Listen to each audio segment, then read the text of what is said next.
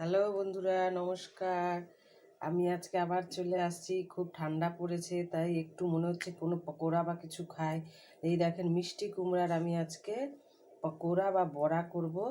জানি না এইভাবে আপনারা করেন কি না। দেখেন, আমি এটা এইভাবে গ্রেট করে নিয়েছি, আর নিয়েছি এখানে চালের গুঁড়া, নিয়েছি বেসন, আর এখানে আছে পেঁয়াজ, লঙ্কা আর একটু রসুন কুচিয়ে নিয়েছি। এবার আমি এগুলাকে মেখে নেব। এই যে আমি মিষ্টি কুমড়াগুলো দিয়ে দেব। আমি এটা গ্রেট করে দিয়েছি এই কারণে, আলু ভাজার মতো যদি কুচিয়ে দেন তাহলে সেদ্ধ হবে না, আর গ্রেট করে দিলে দেব আমি ময়দা, দেব হচ্ছে চালের গুঁড়া, দেব একটু মিষ্টি, হলুদ, লবণ,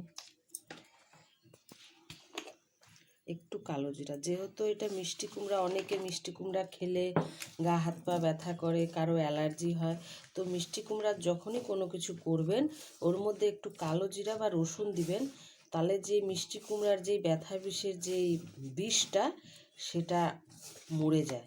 জানি না এই ছোটো ছোটো টিপসগুলা জানতো কি না, তো আমার মা আমাকে শিখিয়েছে, তাই আমি আপনাদের সাথে শেয়ার করলাম। এটা আমি খুব ভালো করে এইভাবে মেখে নেব। মনে হচ্ছে অল্প জল দিতে হবে, তাই সামান্য পরিমাণে জল দেব। বেশি জল দিলে আবার বেশি ক্যাতক্যাতা হয়ে যাবে। এই দেখেন, আমার মাখা হয়ে গেছে। এটা আমি 5 থেকে 10 মিনিট একটু রেস্টে রেখে দেব, তাহলে কি পকোড়াগুলো বেশ সুন্দর সফট হবে। এই যে 10 মিনিট আমি রেস্টে রেখেছিলাম। এই যে কড়াই বসিয়ে দিয়েছি, তেল গরম হয়ে গেছে। একটু গরম তেল আমি এই ব্যাটারে দেব,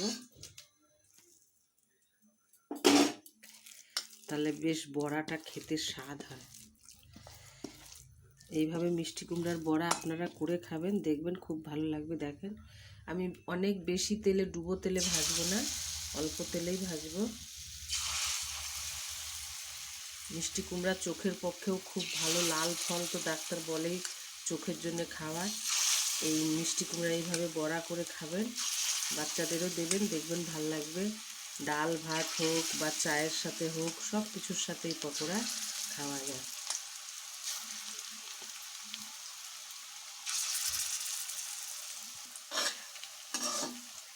এবার উল্টে দেবো।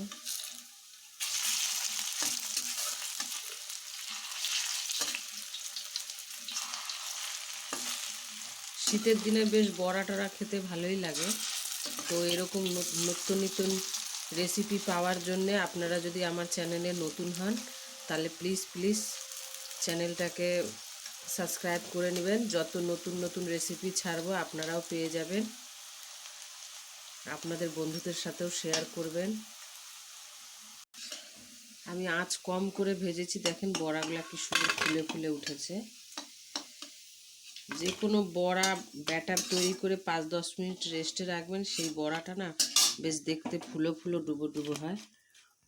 এই দেখেন, আমার মিষ্টি কুমড়ার পকোড়া রেডি। তো আমার রেসিপিটা আপনাদের যদি ভালো লাগে প্লিজ লাইক কমেন্ট শেয়ার করে নেবেন।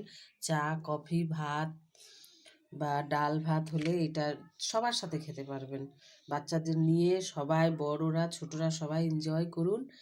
আর চলি।